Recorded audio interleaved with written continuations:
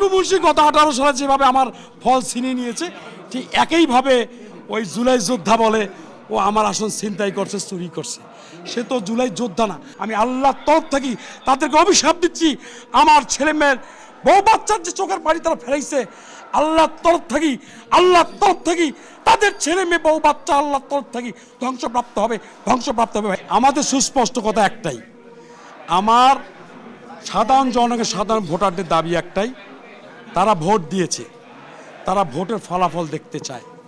আমরা ডিসি মহোদয় সাহেবকে সুস্পষ্ট বলছি যে আমাদের ভোটটাকে পূর্ণ গণনা করা হোক।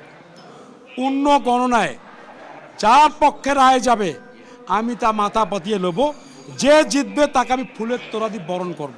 বিজলি কেবলসের স্কিন কোটেড ইনসুলেশন আগুন প্রতিরোধী। বিজলি কেবলস, নিরাপদ আজীবন।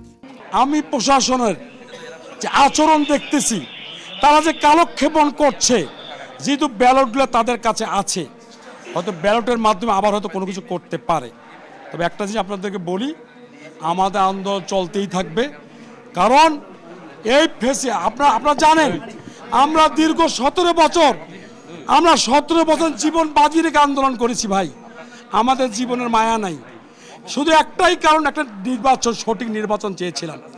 আজকে যে নির্বাচনটা হলো, ওই ফ্যাসিস্ট আওয়ামী লীগ সরকারের নির্বাচন।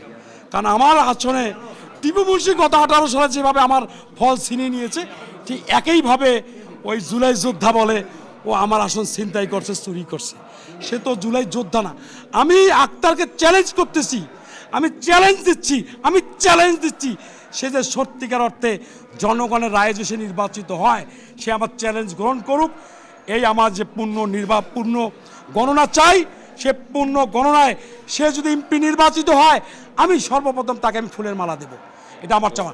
আর যদি অন্যায়ভাবে প্রশাসনের নগ্ন হস্তক্ষেপের কারণে আমাকে টালবানা করি, সময়ক্ষেপণ করে, আমি আল্লাহর তরফ থেকে তাদেরকে অভিশাপ দিচ্ছি, আমার ছেলে মেয়ের বউ বাচ্চার যে চোখের পানি তারা ফেরাইছে, আল্লাহর তরফ থেকে তাদের ছেলে মেয়ে বউ বাচ্চা আল্লাহর তরফ থেকে ধ্বংসপ্রাপ্ত হবে ভাইরা আমার।